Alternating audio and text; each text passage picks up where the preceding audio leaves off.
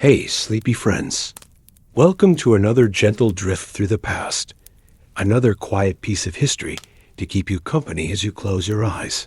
Loosen your grip on the day and slip into softer thoughts.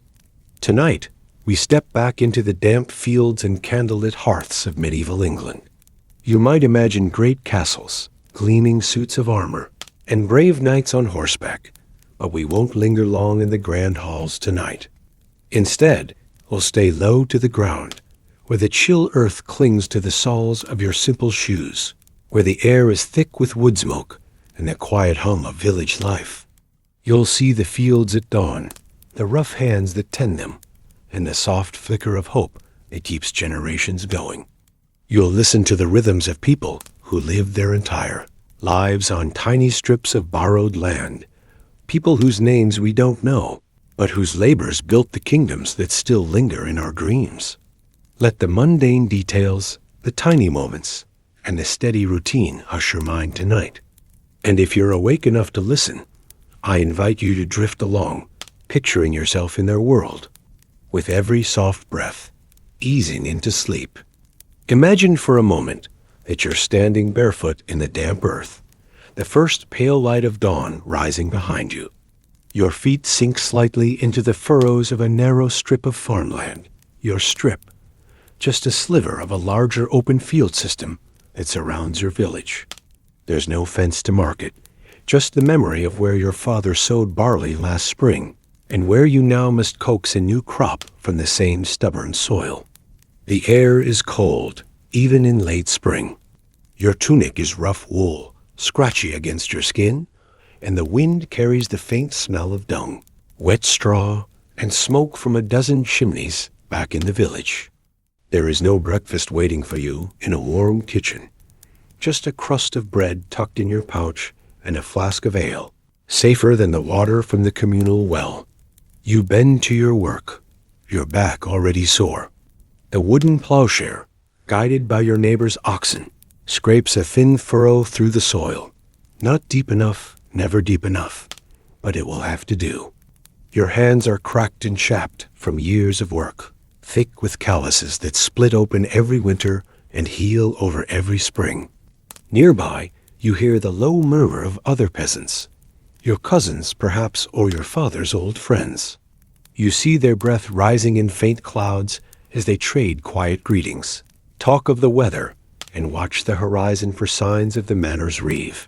He will come by soon to tally your labor, to make sure you've fulfilled your obligation to the Lord who owns this land. As the sun climbs, you walk the narrow paths that separate strip from strip, the patchwork fields stretching in all directions like a quilt, barley here, rye there, fallow fields where sheep graze, watched over by a boy so young he barely reaches your elbow. His job is to keep the sheep from wandering where they shouldn't, a simple task that can mean ruin for a neighbor's harvest if done poorly. At mid-morning, you pause to chew your bread. It's coarse, heavy with husks, and you pick a bit of grit from between your teeth. It's said that a good wife knows how to grind grain fine enough to spare a man's teeth, but sometimes stones slip in anyway. You wash it down with a mouthful of ale, bitter but comforting, and wipe your mouth on your sleeve. There is no privacy in this world. Every neighbor knows your work, your yield, your failures. If you fall ill or break a leg, they will talk in low tones. Can your family manage the labor? Will your children starve? Even your house is no refuge. A one-room cottage of wattle and daub, thatch roof leaking when the rain comes hard, with chickens pecking at the dirt floor and smoke curling from a hole in the roof where the hearth fire burns all day long. You work through the afternoon. Your legs ache, your shoulders burn, but the sun is your master. And when it sinks behind the distant wood, you finally shoulder your tools and walk home. The village lanes are rutted with mud. You step carefully to avoid turning an ankle in the fading light. Inside your cottage, your wife tends a pot of pottage, a thin soup of beans, cabbage, maybe a scrap of bacon if you're lucky this week. You greet your children with a rough pat on the head. They're already half asleep on straw mats near the hearth. You eat in silence, too tired to talk much, staring into the embers that glow faintly as night settles in. In the dark, you lie down beside your family, pulling a thin blanket over your shoulders. Your head rests on a sack stuffed with straw, and the last thing you hear is the wind rattling the shutters and the distant bark of a dog somewhere near the manor hall. Tomorrow will be the same. The same furrows, the same wind, the same crust of bread and bit of ale. And yet there is a rhythm to it that keeps you alive. A certainty in the slow, steady turning of seasons, and the hope that your children's children might work these same fields under the same cold sky. And so, as you drift now, you might imagine how your breath would mingle with theirs in the hush of the medieval night as you surrender your weary limbs to the warmth of sleep. Picture yourself in the spring of 1381. You are not a single peasant this time, but an invisible witness drifting through the quiet backrooms of an England about to ignite. The air is heavy with the scent of wet wool and tallow candles, thick with the whispers of discontent that slip beneath cottage doors and gather in the corners of alehouses.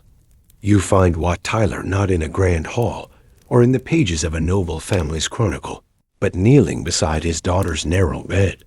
She has been mistreated by a corrupt local official, a constable who demanded taxes and more. It is said that this outrage was the spark that turned Wat, a simple tiler of roofs, into a leader of thousands. But the anger had been building for years. The poll tax was only the latest insult. 3 times in 4 years, Parliament demanded more coin from those who could least afford it. And so the countryside hummed with a low, rumbling question. Why should we pay for their wars? Step outside that cottage now. Hear the hush before the storm. In villages across Kent and Essex, men gather under the open sky, rough tunics damp from the morning's dew. They talk of freedom, though they do not yet have the words for it as you do today. They speak instead of a king gone astray, of counselors grown greedy, of a God who must surely frown on such inequality. Wat Tyler emerges not as a warrior by birth, but as a man who listens. He listens when others shout, and he waits when others rage. He knows when to hold back and when to step forward, a Tyler who learns quickly how to command. Picture the road to London. Miles of boots and bare feet trampling down the wildflowers. Old men with pitchforks. Young boys with staves. Women carrying loaves of bread and jugs of ale for the marchers. No uniform, no banners, yet the people know where they are headed. When they reach the city gates are thrown open. Imagine yourself standing on the edge of Cheapside, the air alive with the clash of anger and hope. No one can quite believe it. Thousands upon thousands of peasants, tradesmen, and laborers pouring into London like an unstoppable river. For a moment, it seems as if the king, the boy King Richard II, only 14, might truly listen. Wat Tyler meets him at Mile End. The king promises pardons, talks of reforms. The people cheer, but fear runs deeper than promises. See the final moment in Smithfield. Wat Tyler, on horseback, rides forward alone to meet the king's party. His words are lost to time, scattered among chronicles that disagree on details. Some say he was calm and respectful. Others paint him brash and demanding. It hardly matters. A sword flashes. Wat Tyler falls. In that instant, you can sense the hope draining from the crowd like water through rough cloth. Their leader lies dying, and their courage buckles beneath the cold reality of power. The king rides forward, commanding them to disperse. And they do, trudging back to their fields, their hearths, their small lives. But listen closely. Even in defeat, the echo of Wat Tyler's rebellion never truly disappears. It lingers in the old parish records, in the new taxes that are never again levied quite the same way, in the quiet, defiant knowledge that once, just once, the commons rose up and made a king tremble. Take a slow breath. From the trampled fields to the hush of a market stall, you drift away from Wat Tyler's final stand. Let the sounds fade, the murmurs, the clang of hooves, the closing gates of London. Now, prepare to wander into the next hidden corner of history, a mystery buried deeper in the earth, waiting to be unearthed by candlelight and careful hands. Let your mind slip beneath the cobbled streets you've just left behind, deeper, down into the chill soil where forgotten traces of the people before you wait in silence. Imagine a team of archaeologists brushing away centuries of dirt under the fragile light of early morning. We are somewhere near the grounds of a long-vanished medieval hospital.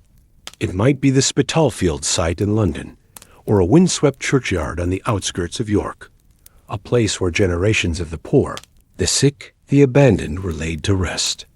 Now, careful hands peel away each layer of earth like the pages of a long-lost book. The first thing they find are the simple things, pottery shards, the iron buckle from a shoe, the delicate pins that once held a linen coif snug around someone's hair. Small clues that remind you how real these people were, though they lived and died hundreds of years ago. Feel the chill dampness of the trench. Smell the loamy earth, rich with centuries of fallen leaves, broken roots, and the quiet drift of time.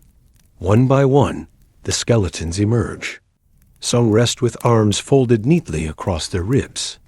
Others lie haphazard, as if buried quickly during a plague year when there was no time for rituals. Tiny child-sized bones appear beside those of elders who must have carried the weight of the years in every creaking joint. In your mind's eye, watch the archaeologists lean closer, murmuring measurements to one another.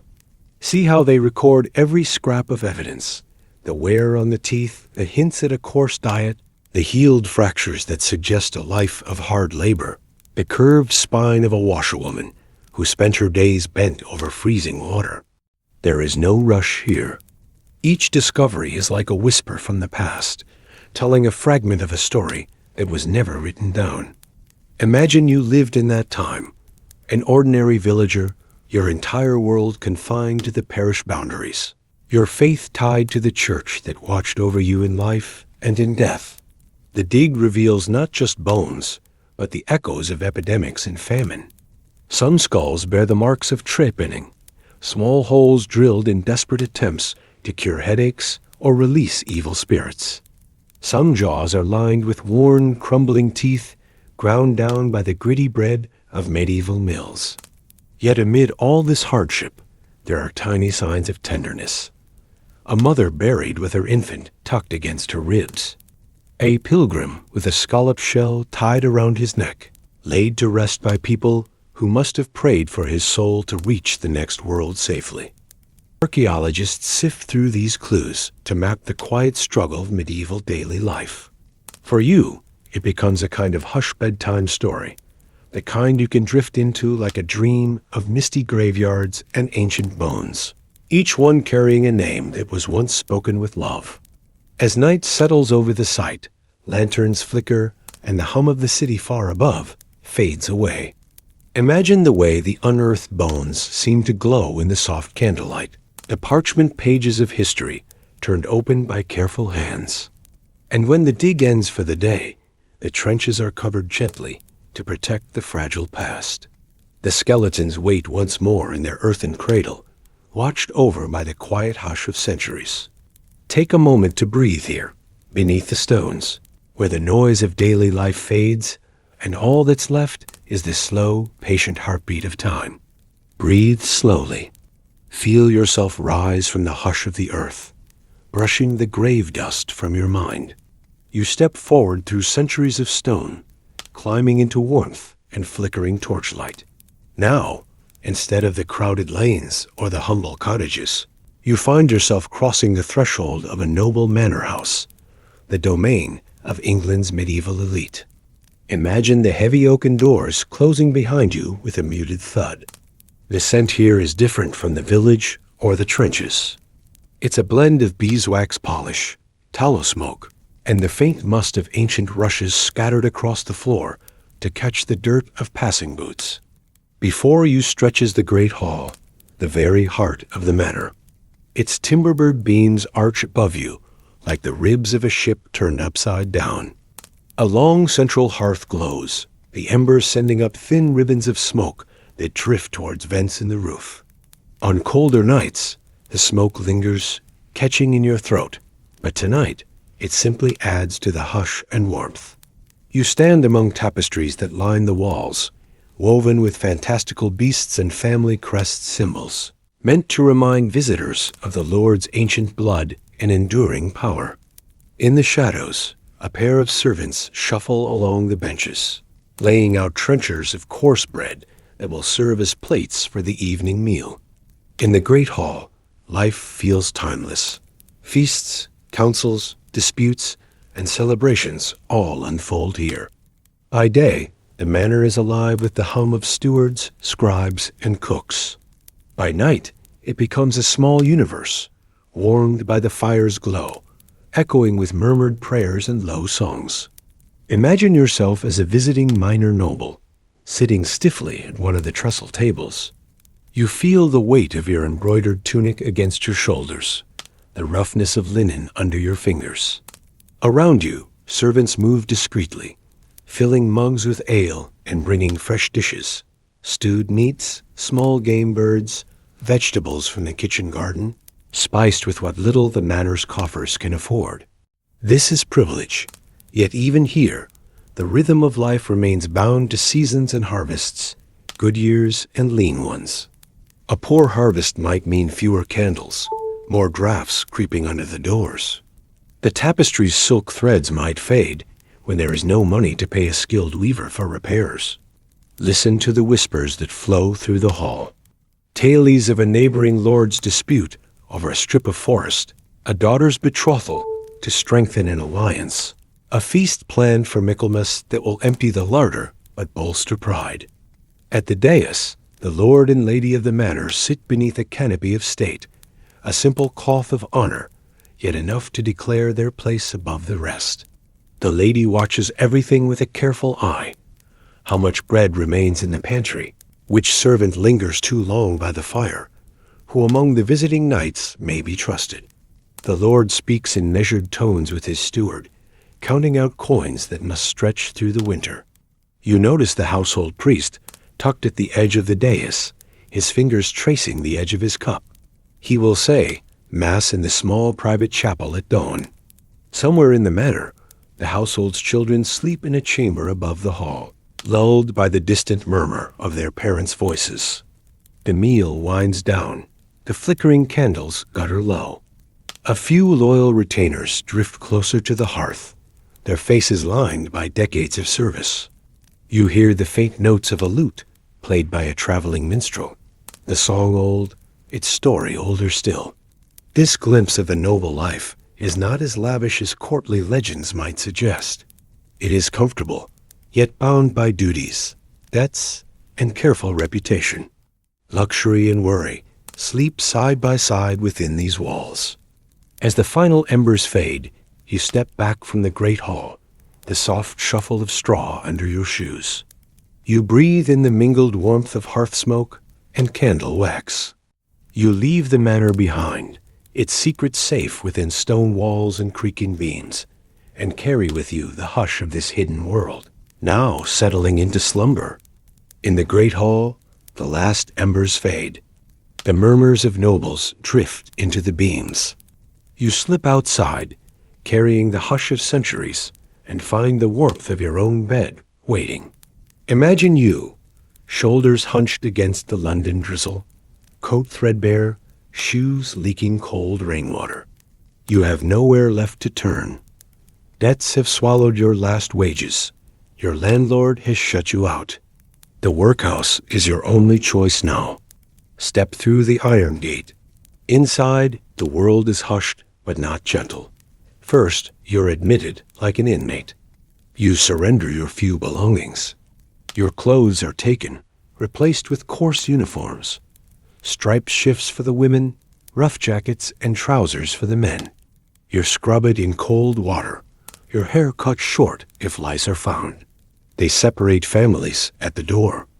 Husbands, wives, children, split into wards with people they do not know. You might see your wife at chapel on Sundays, but you cannot speak. The punishment for breaking rules is more work or less food. Your daily routine is a strict drumbeat.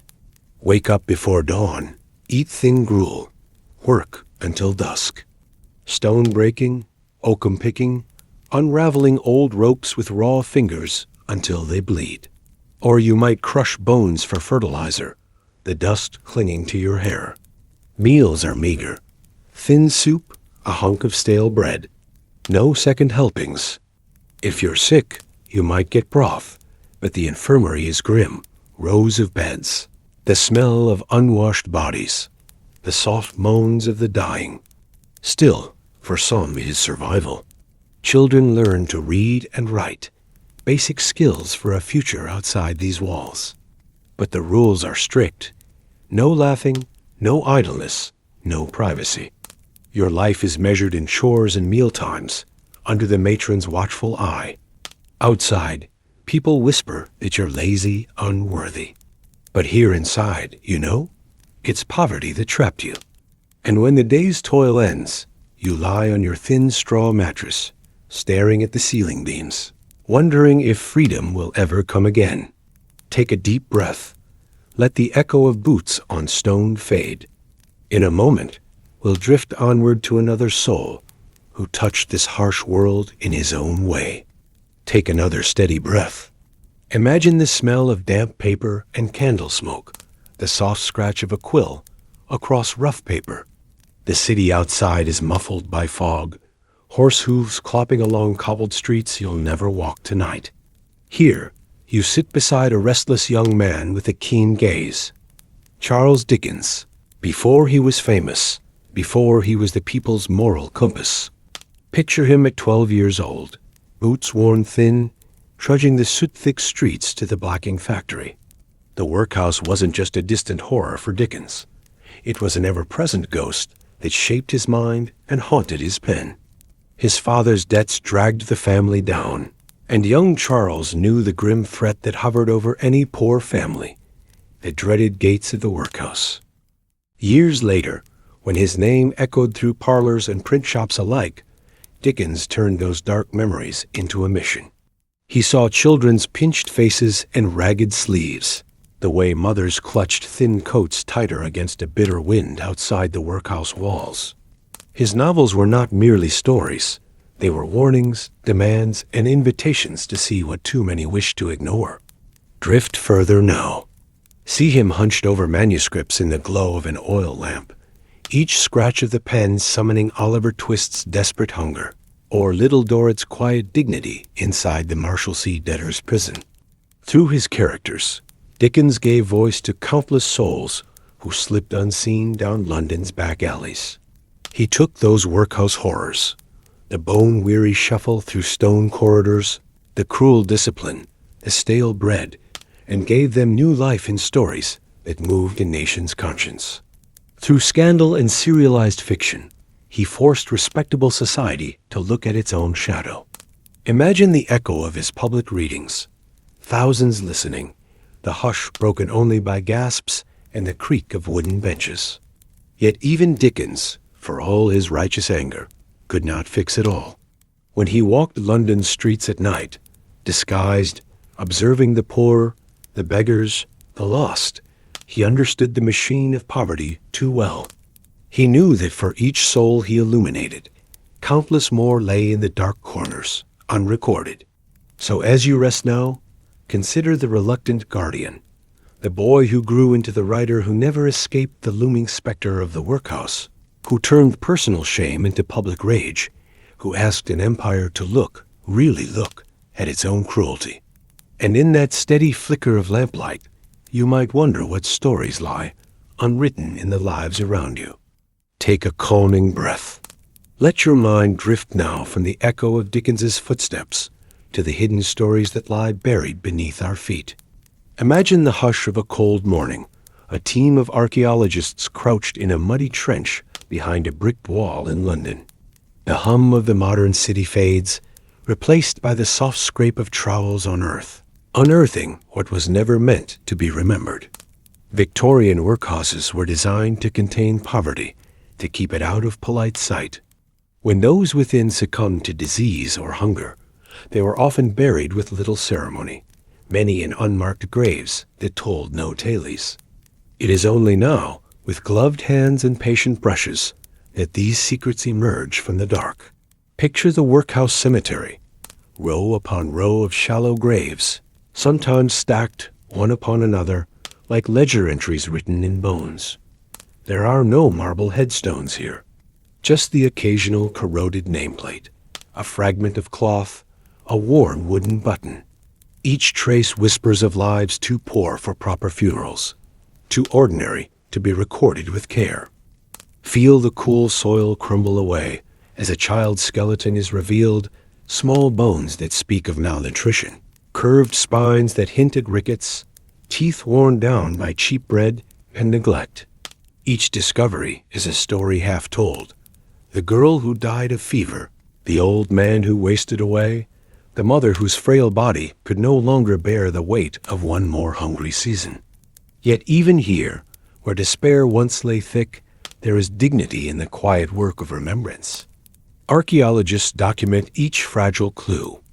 A simple ring, a cracked clay pipe, a scrap of linen embroidered with a single faded letter. These small details restore a kind of identity to those who once filled the workhouse dormitories, who once queued for thin broth and stale crusts under the matron's watchful eye. Let your thoughts wander through these half-forgotten corridors, the old workhouse cellars that become today's basements, the echo of footsteps in places now converted to flats or offices. So many buildings in London still hold the bones of this buried past, foundations resting upon history's unseen sorrow. When you next pass a crumbling brick wall, you might imagine the ghostly outlines of those who lived and died within it.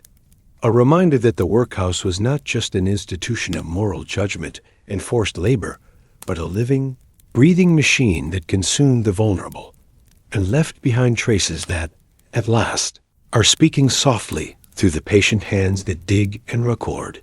In this careful unearthing, we glimpse a promise that no life, however overlooked in its time, remains wholly forgotten forever. Take another slow breath. Let the damp stone corridors of the workhouse drift away behind you. Now slip quietly through a side door and up the worn steps into an entirely different world. The grand townhouses and country estates where the wealthy few lived above it all. Imagine yourself in a vast drawing room, the scent of beeswax polish and cut flowers in the air. Velvet curtains drawn back just enough to reveal carefully tended lawns.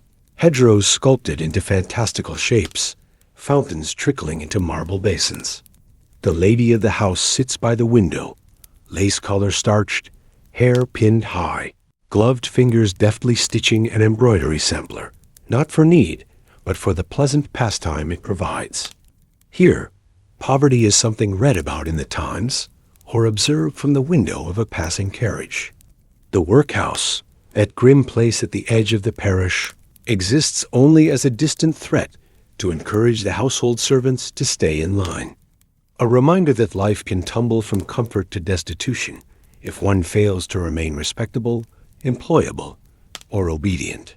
Listen to the quiet hum of this life, the scuttle of maids laying the table for breakfast, the butler polishing the silver, the cook down in the basement kitchen, preparing pigeon pie or lamb cutlets. No watery gruel here. Each meal is laid out with care, each plate a symbol of the family's status. The master of the house, perhaps a prosperous merchant or a rising politician, reads the Morning Post by the fire.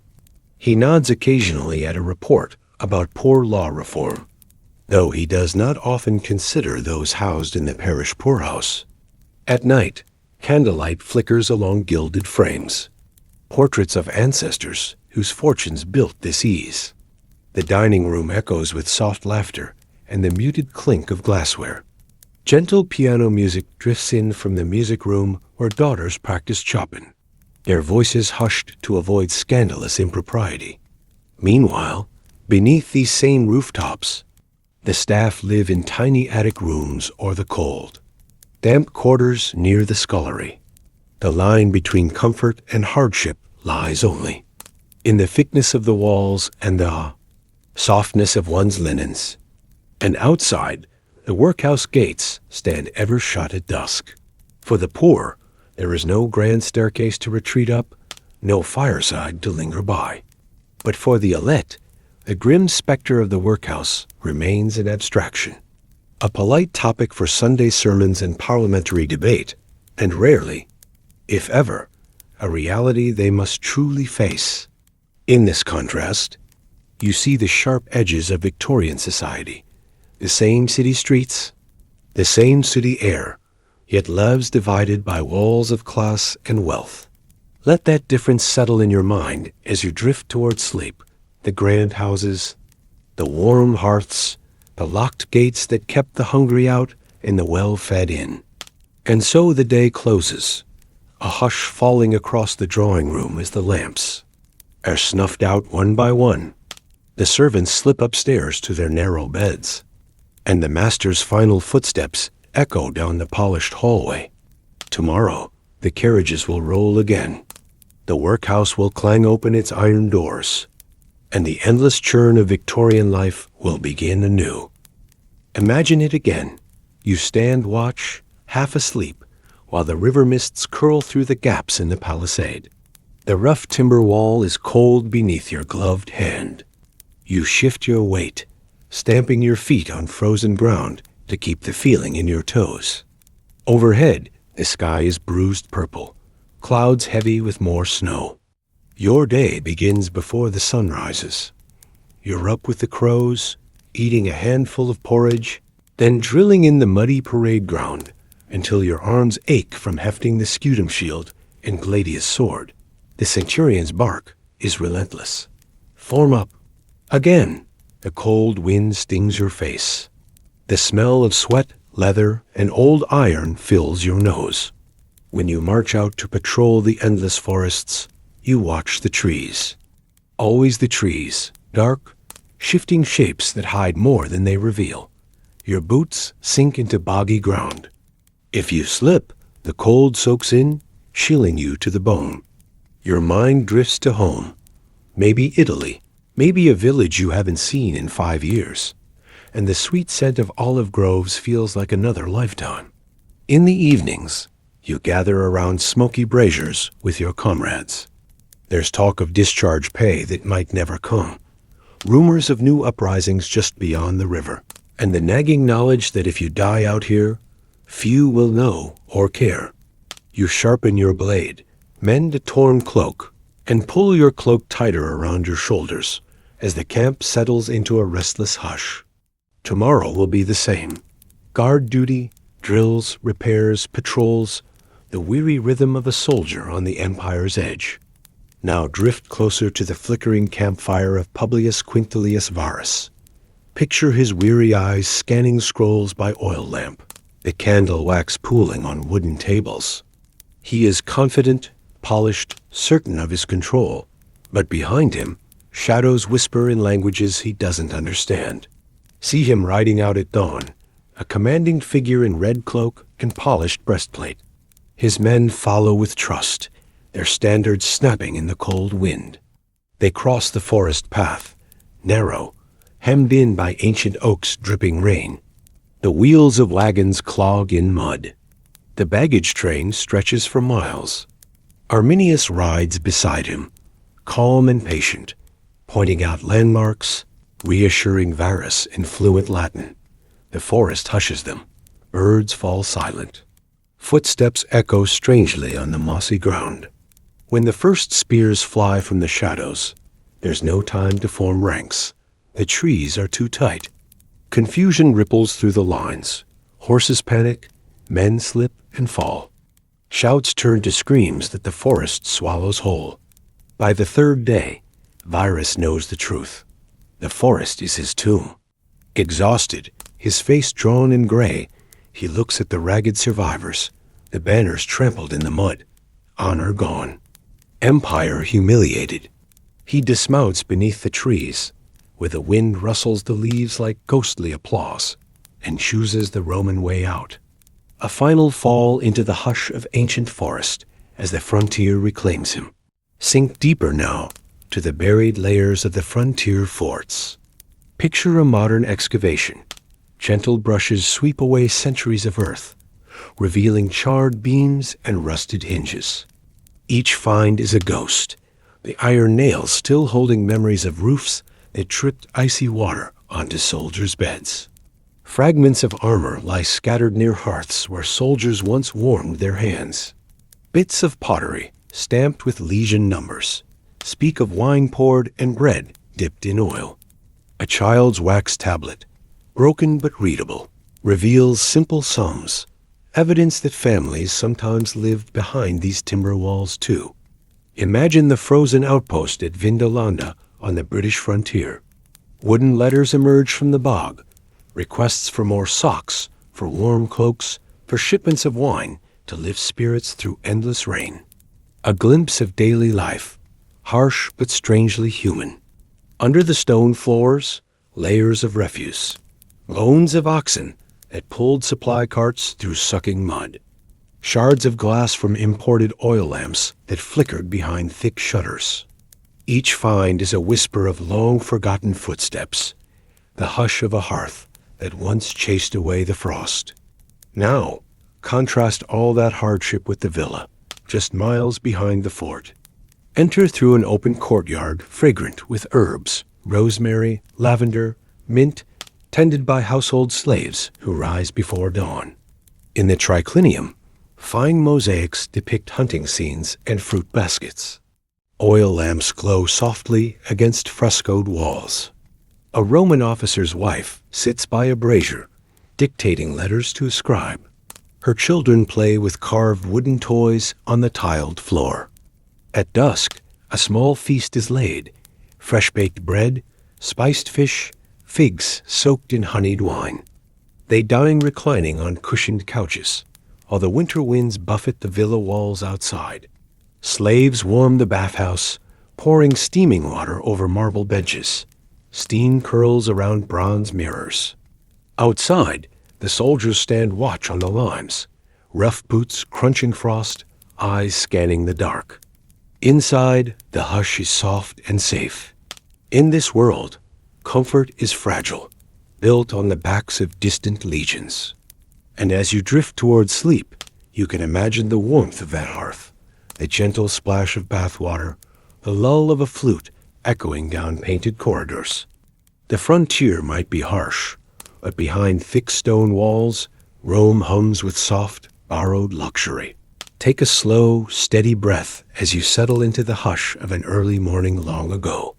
Imagine the year is around 850 A.D. A damp mist curls above the marshy coastline where your small village clings to the edge of the known world, somewhere along the coast of what is now northern England. You rise before dawn, drawn from your straw-stuffed pallet by the sound of soft hoofbeats. The scent of wood smoke and salted fish lingers in your nostrils, a smell that never truly leaves the rough timber walls of your home. This is the rhythm of your life, a life built on scratching at stubborn soil, tending thin goats, gathering driftwood when the tides are kind. But this morning is different. You see the first sign before you hear the shouts. Strange shadows bobbing on the gray water, long, slender boats with dragon heads carved at the prow. In the hush of half-light, they almost seem like sea monsters, scales glistening with brine, silent as they slice through the shallows. You stand frozen, bare feet pressed into muddy earth, heart thudding under your rough wool tunic. You know the stories. Everyone does. How these raiders come from the cold, bright lands across the sea. Norway, Denmark, places you'll never see with your own eyes. They sail in ships that skim the water like fallen leaves, fast, deadly. Their axes are sharp, their gods hungry. Your father's voice rumbles behind you. Inside, now. But you linger, just a moment, to watch them beach their ship. The hull scrapes the sand. Men pour out, Iron helmets, round shields painted with runes, the occasional scrap of fur about their shoulders. They look nothing like the tired farmers, you know. They move with a quiet, dreadful purpose, a calm that makes your throat tighten. Inside the smoky dark of your longhouse, your family huddles in a corner. You clutch your mother's shawl, breathing in the sour-sweet scent of goatskin. Outside, you hear the thunk of axe into wood, the brittle snap of your neighbor's door, a woman's cry, quickly smothered by silence. You imagine the cold seeping in with every splintered board, the chill of iron at your neck, the heat of flames where your thatch roof once was. Your father clutches an old spear, rusted along its haft, the point dulled from years of disuse. He's never fought a day in his life, not really. A farmer's back is broad, but bends easily.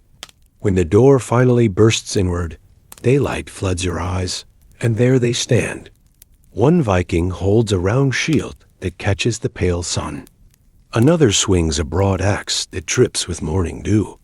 They shout words you don't understand, voices deep as a church bell's toll.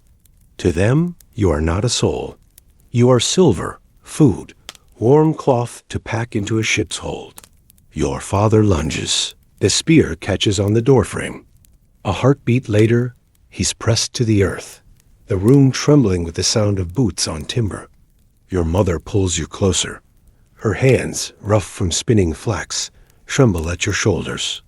They do not stay long. They are quick, efficient. They know what they want: small silver crosses, the iron pot over your hearth, your father's belt buckle. When they leave, they set your thatch alight, not out of cruelty alone, but because smoke rising over the dunes is a signal. Another village taken, another tale to tell around their own fires. Hours later, you stand barefoot on the cold ash of your past. You look to the sea where the longships shrink to shadows. The tide will wash away the footprints, the blood, the burned straw. But it will never wash away the fear. You know they will come again, next spring, or the spring after that. And you know you will never feel truly safe again. So you pull your mother's shawl tighter around your shoulders, breathe in the brine of the tide, and imagine yourself stronger, braver, though deep down you understand. You wouldn't have survived a Viking raid. Most didn't. Let your breath slow now. Feel the hush settle around you, as the crackle of thatched roofs fades to distant waves. When you are ready, we will drift to the next tale, a Viking legend, whispered by the firelight that survived all the raids, carried on the lips of skalds long after the raiders sailed away. Settle back now. Close your eyes if you wish, and let the crackle of the raiders' fires fade. The sea that once carried those longships whispers you onward, back through time, through drifting fog, to a fireside where stories were spun like flax. This is the story of a man, or perhaps a myth, whose name echoed in the mead, halls and lingered in the prayers of frightened villagers. Ragnar Lothbrok. Ragnar Shaggy Breeches. A farmer, a warlord, a king, or maybe none of these things at all. No one knows for certain where Ragnar truly began. Some say he was a son of Sweden's old kings. Others claim he rose from common stock, a shepherd who found iron and fury in equal measure. His legend grew not from careful scribes, but from the lips of skalds, the Viking poets whose words stitched fact and fable together, until they were one. Picture it now. A smoky longhouse, rafters draped with drying fish and cured hides. Men sit shoulder to shoulder on rough benches, horn cups of ale in hand. A skald stands before the hearth, the only light in the world, it seems, flickering over his face. Listen well, he might begin. For this is the saga of Ragnar Lothbrok, who wore a coat of shaggy hides so the snakes would not bite him. The tale winds back to Ragnar's youth, a restless boy, clever and strong. In some stories, he wins the hand of Lagertha, a shield maiden so fierce she fought beside him on the battlefield. They say she bore him sons, sons who would eclipse him in fame, though never in legend. Other tales speak of Aslaug, the wise daughter of Sigurd the Dragon's Lair. It was she who gave Ragnar counsel before he sailed to Paris. Yes, that Paris, where rivers snake beneath cathedral spires. Imagine then a fleet of Viking longships drifting up the Seine, bright shields glinting in the morning light. The people of Paris, tucked behind their walls, must have felt their hearts stutter at the sight. Ragnar demanded tribute, a king's ransom in silver. And when they tried to buy him off with too little, he found another way in. Through the sewers, so some say. Others claim his warriors lifted their ships onto carts and dragged them across the land like beasts of burden. Did Ragnar truly sack Paris? Perhaps. The Frankish monks who wrote the annals never quite agreed. They knew the Vikings came. They knew the rivers were lifelines and weaknesses. They knew fear. What they could not decide was where the man ended and the monster began. There are darker chapters in Ragnar's tale. A king named Gley of Northumbria, the same Northumbria you glimpsed in that first raid, is said to have captured Ragnar at last, thrown him into a pit of snakes. Imagine the torchlight flickering over writhing coils, the hiss that echoes off cold stone walls. They say Ragnar laughed, a deep, rumbling laugh that rattled the iron chains. He sang of his sons, who would avenge him. He promised they would come like wolves in the night. And so they did, according to the sagas. Ivar the Boneless, Bjorn Ironside, Sigurd Snake in the Eye, names that ring with the same mix of fact and fable. They led the great heathen army across England's soft green fields, iron blades bright with the memory of their father's last breath. But perhaps Ragnar never existed at all. Perhaps he is a tapestry of 100 raiders, woven into one man by generations hungry for heroes. A way to make sense of the terror that came with every tide. Whether man or myth, the name Ragnar Lothbrok lingers like smoke after a fire. A whisper in the dark. A reason for trembling villagers to look to the sea, wondering when the next dragon-headed prow might break the mist. So rest here, beside the skald's hearth. Let the story drift from your mind like embers on the wind. When you're ready, we'll leave Ragnar behind. We'll slip from myth into something buried deeper still. A hidden ship under a mound of earth, waiting centuries to see the sky again. Take a slow breath. The skald's voice fades, the longhouse smoke curls upward and disappears into the northern stars. In its place, you feel damp earth beneath your fingertips, the whisper of grass over your boots. You stand on a gentle rise, a burial mound, ancient and unassuming under a wide gray sky. All across Scandinavia, these mounds still slumber under fields and forests. Some are no larger than a farmer's cottage. Others rise like quiet hills, covered in heather and bracken, overlooked by grazing sheep. Inside them lie clues to lives once fierce and fleeting. Warriors, traders, farmers, queens. Even in death, they guarded secrets that would wait 1,000 years to be touched by sunlight again. Close your eyes for a moment, if you wish. Imagine the slow, careful hands of the archaeologist brushing soil away from a corroded brooch. A rusted sword, its blade eaten by centuries of damp. A wooden ship, buried whole, ribs curving like the skeleton of a sleeping dragon. The Oseberg ship, perhaps you've heard that name before. In 1904, 2 farmers digging in a Norwegian field found the tip of an ancient clinker-built ship. What they uncovered astonished the world. A burial fit for 2 noble women, one perhaps a queen or a priestess. Her bones, fragile as driftwood, lay among carved sleds, woven tapestries, wooden chests filled with imported silks. Beside her rested her companion or servant or sacrifice. We cannot know for sure. Picture it. A ship like that, drawn from its last voyage up a riverbank, laid in a trench of earth. Around it, people gather. They bring offerings, buckets of apples, barrels of ale, the bleating of animals whose last moments echo under the cold sky. Flames flicker in iron braziers. Prayers drift in languages we cannot hear. Then the mound rises, layer upon layer of turf and stone, closing the tomb for centuries. Outside, life resumes. Generations forget the shape of the ship beneath their feet. But the earth remembers. When the archaeologists worked by candlelight inside that burial chamber, they marveled at the craftsmanship. Intricate animal carvings that still curl around the prow like living vines. A sled painted red and gold, delicate as lacework in wood. A bed frame, its posts capped with snarling beasts to guard the sleeper's dreams. And then there was the ghosted ship, larger, built for the sea, sturdy enough to ride waves that would swallow lesser craft. Inside it, they found a man, broad-shouldered, tall by the standards of his time, perhaps a chieftain, perhaps a war leader who once raided far-off shores. No one knows his name, but his ship was his tomb, and it still rests in a museum in Oslo, lifted from the ground, yet forever tied to the earth where it slept so long. These burial ships are more than relics.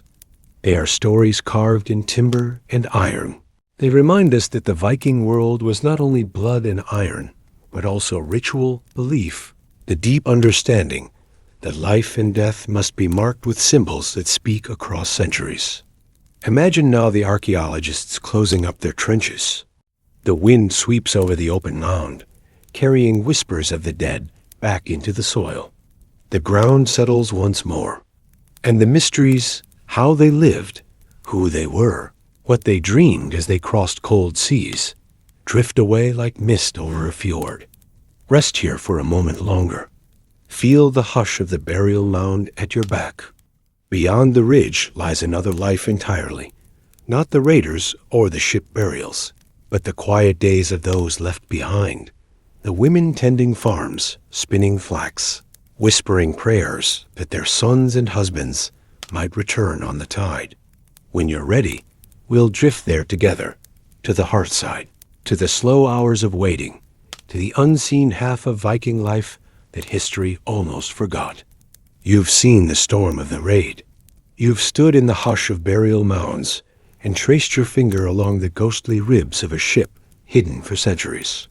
Now, step back into the world that waited behind every warrior, the farms, hearths, and spinning rooms where women kept the North alive. Imagine it now, a farmstead perched on the edge of a fjord, grass roof heavy with summer flowers. Inside, the long hearth flickers, the heart of the home, its warmth a steady companion through the long, dark months. Here, you find her, a woman named Astrid, or Solvig, or Inga. Her hands are calloused from milking goats, weaving cloth, mixing herbs in a wooden bowl. When her husband sails west to raid, she stays, and she rules. In Viking society, women had more legal power than many of their medieval sisters elsewhere. They could inherit land, manage estates, bring disputes to court.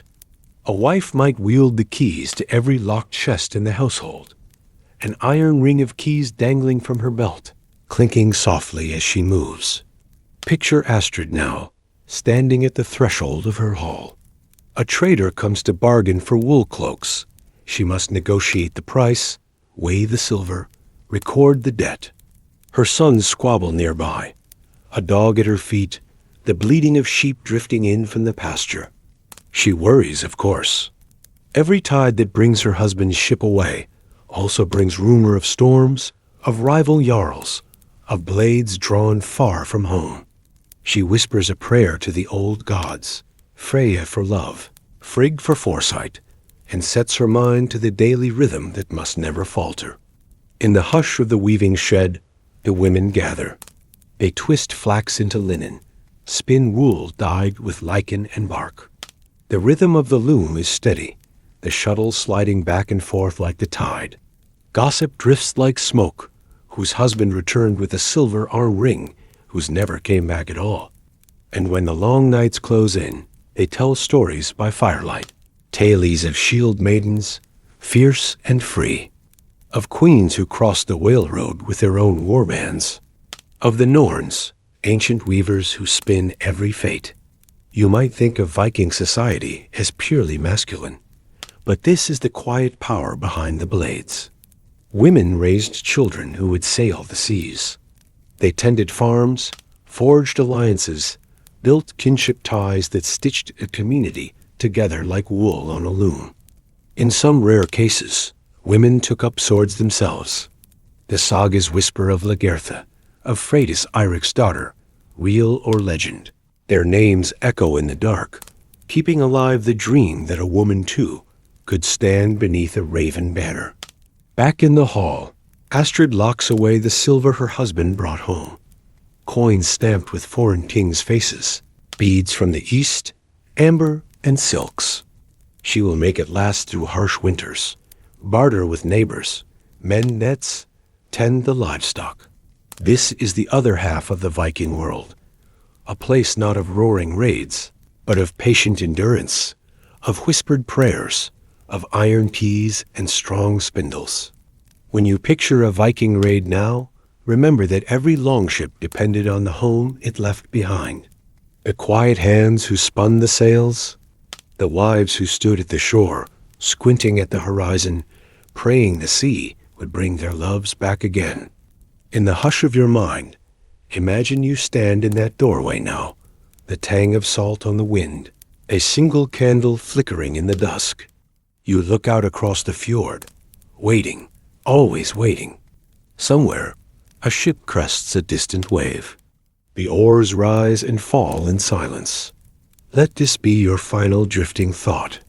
Behind every clash of steel and roar of battle, a hearth waited. And in the hush of that hearth, a woman turned flax to linen, fear to resolve, waiting for the tide to turn once more. Imagine now, after the clash and thunder of raids, you find yourself inside the heart of a Viking longhouse. Here, the air is heavy with the warmth of the hearth fire and the mingled scents of stewing meat, peat smoke, and damp wool. This is not the battlefield, but in its own quiet way, it is just as vital to survival.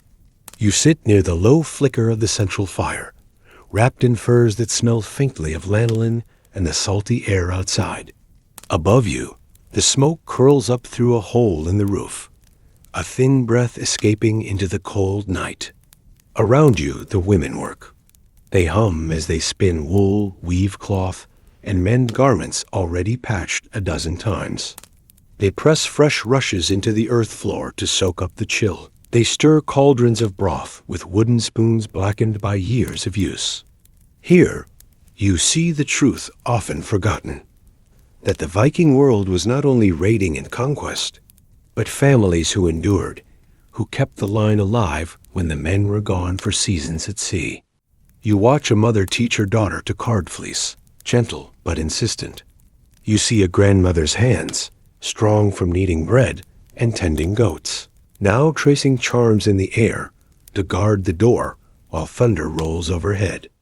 And the stories pass from tongue to tongue, tales of ancestors, songs of great voyages, but also whispered gossip about who has a new baby, who lost one to fever, who might not return come springtide. The fire pops.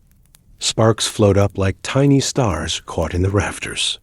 The women's voices become a kind of lullaby, a reminder that the fiercest raider once suckled at a breast, that every longship's sail was spun from wool, combed clean by calloused fingers in the hush of winter.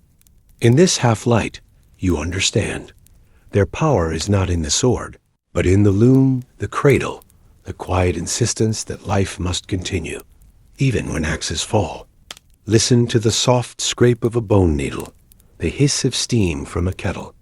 Imagine your place in this circle, sharing laughter over stale bread, warming your feet by the coals as the wind rattles the timber walls. Here, the hearth is the anchor that holds the drifting world of the fjord together. Picture yourself now not by the hearth, but standing at the water's edge at dawn. The tide sighs against the pebbled shore, A single longship rests half in the water, its carved dragon prow glowering out across the gray swell.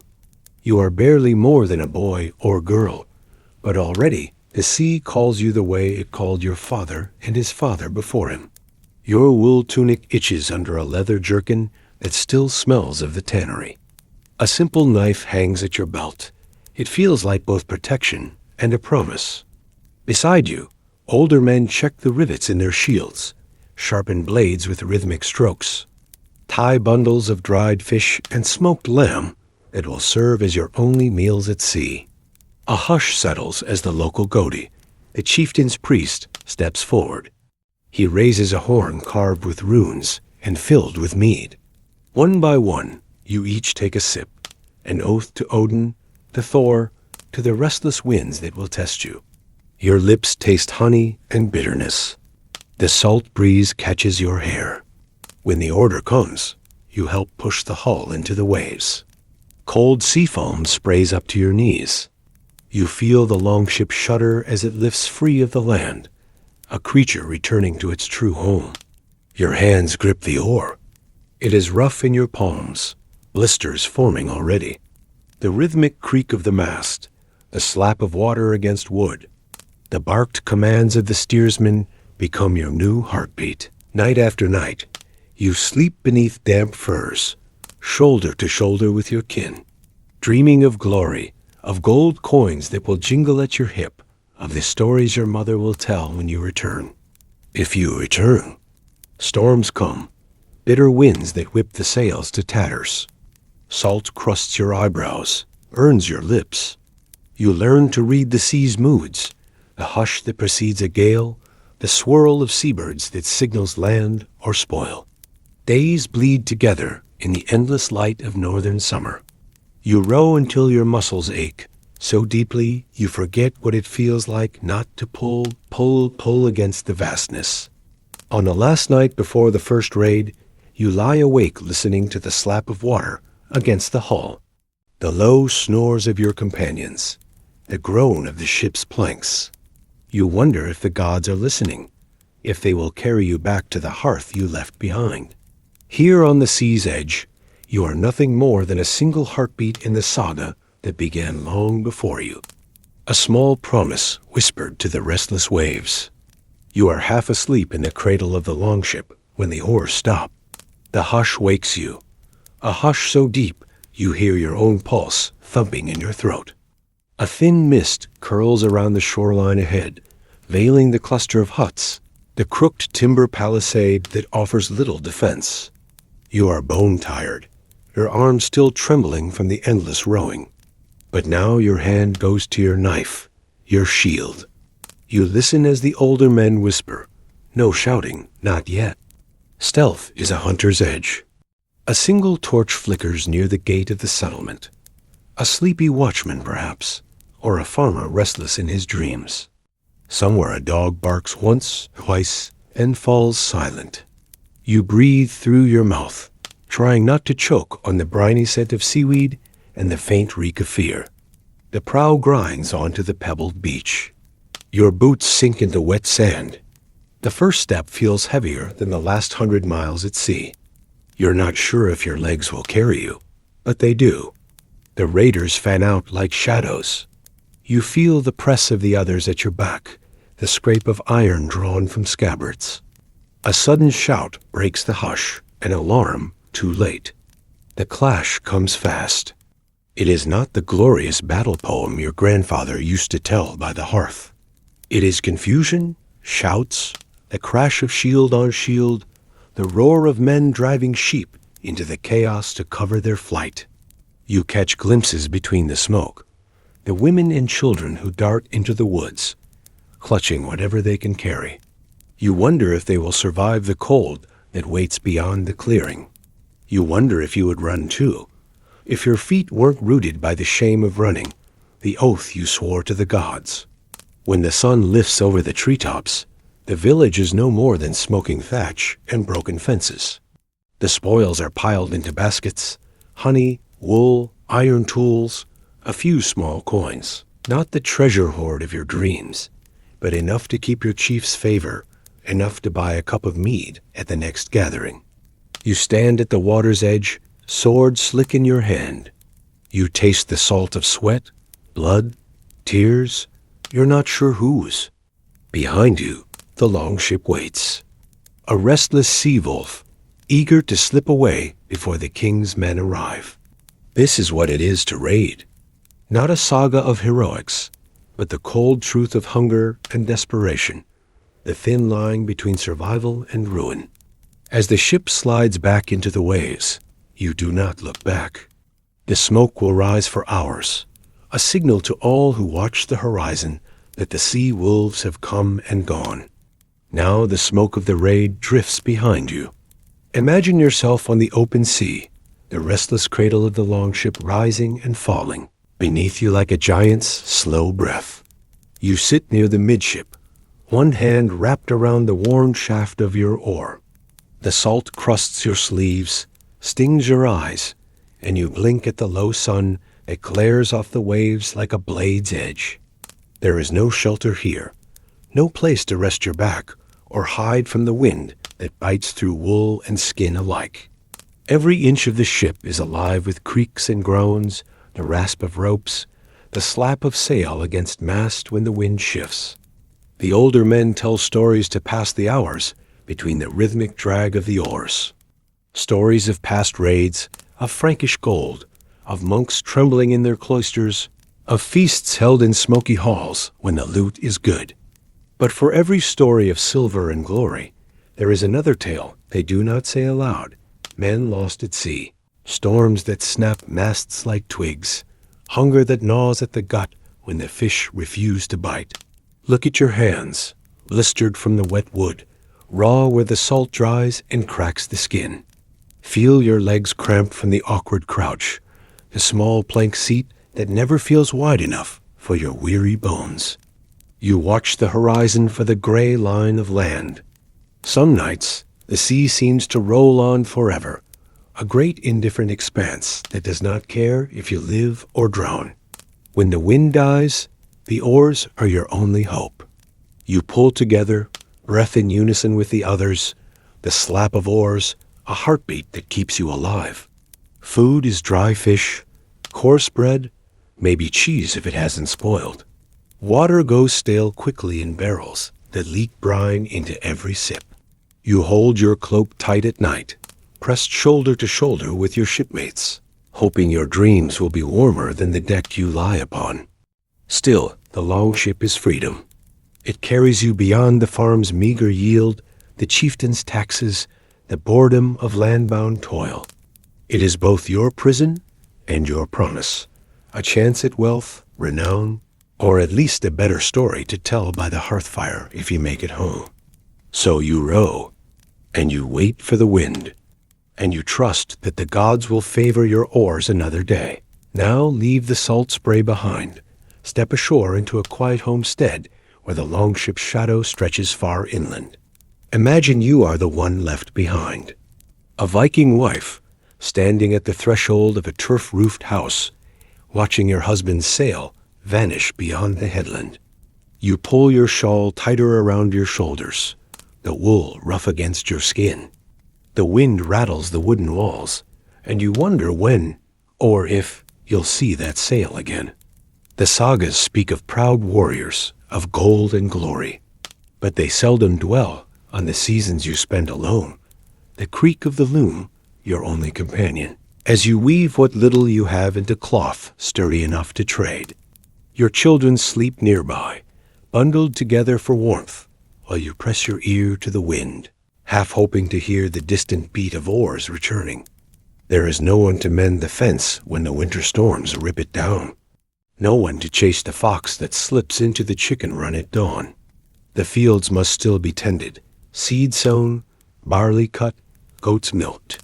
When sickness comes, there is no healer but your own trembling hands.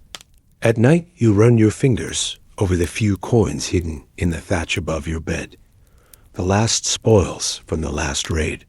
You pray they will be enough to barter for grain if the harvest fails. Sometimes the other wives gather at the hearth. You sit close, whisper stories that mix hope and dread. One woman's husband never returned, his ship taken by a storm off Ireland. Another's came back with a wound that festered until the summer flies took him. You wonder sometimes if it is worse to have him gone or to have him return hardened, distant, heavy with tales of what he has done and what he has seen. Yet you endure. You stir the porridge, mend the sails, teach your daughters to spin. You keep the fire alive through the long dark months, so that if, when he returns, he finds a hearth still warm, children still fed, a roof that holds out the rain. In the sagas, the wives are rarely heroes. But without them, the warriors would have nothing to return to, no home, no lineage, no clan. So you wait, you endure, and you whisper your own quiet saga into the rushes that line the floor. Close your eyes for a moment and feel the warmth of the fire, but know it's not truly yours. You are not the wife at the doorway or the warrior at sea. You are thrall, a slave, within these same timber walls. Imagine your days shaped by commands and cuffs. Your name is not your own. Perhaps you were taken in a raid, torn from your village in the green hills of Ireland or the forests of the Slavic lands. You remember your mother's hands reaching, your brother's shout, then the dark hold of the longship and the salt crusted on your cheeks. Now your hands shape other people's lives. You stir the pot with the stale end of the wooden ladle, hoping the stew won't burn, so the mistress won't strike you with the back of her hand. You rake the ashes, mend the torn tunics, feed the pigs before dawn breaks gray through the smoke hole.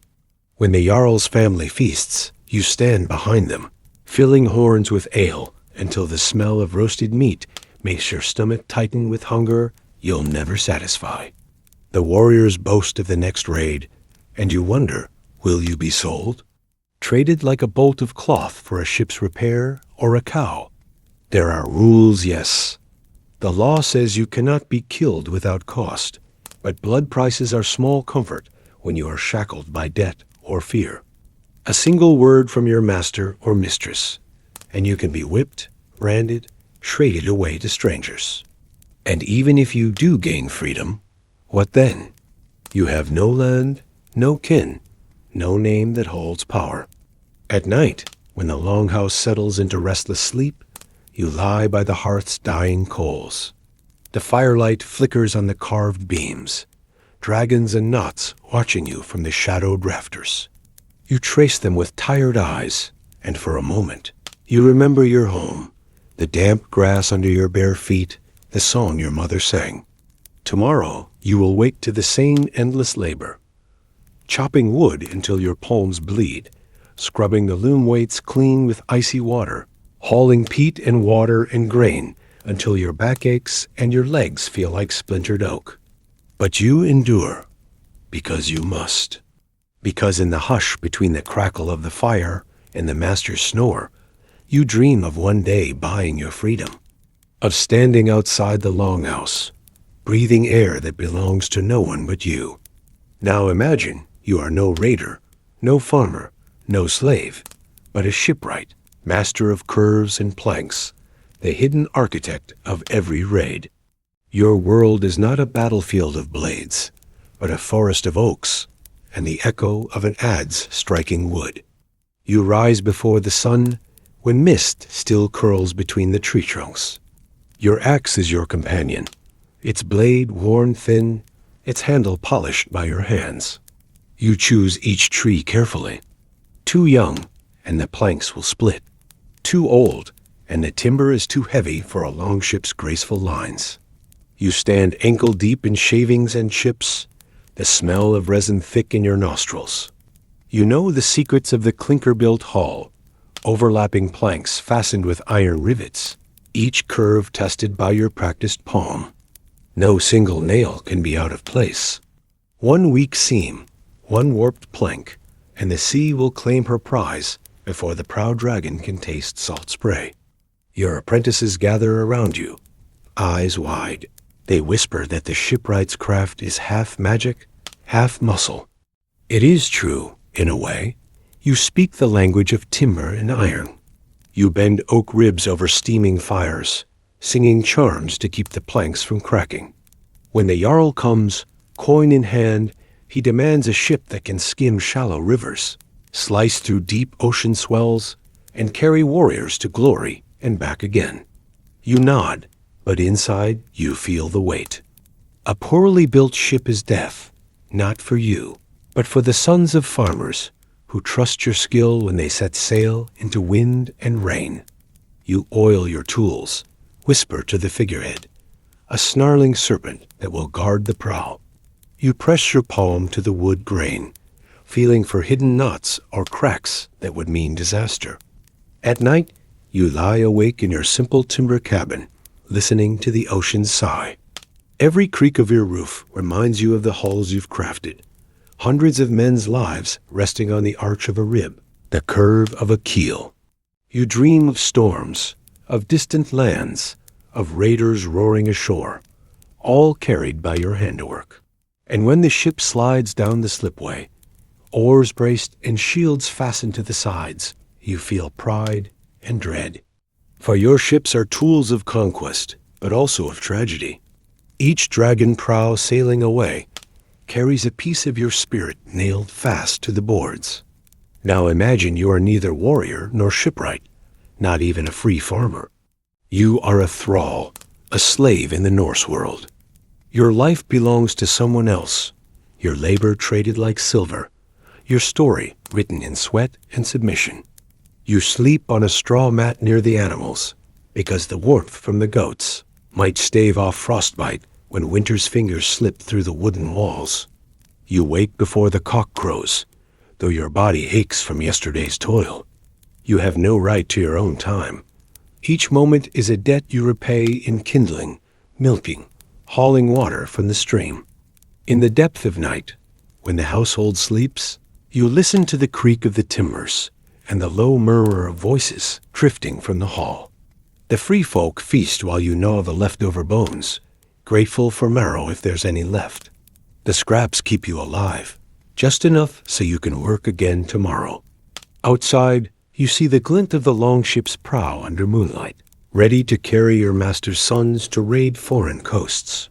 You will stay behind, tending the fields and livestock, patching roofs, keeping the fires burning while they seek glory in blood and iron.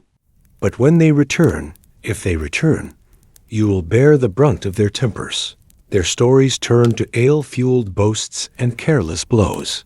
Yet you dream, even so. You dream of your homeland, far across the sea or beyond the next fjord, stolen from you by trade, tribute, or conquest.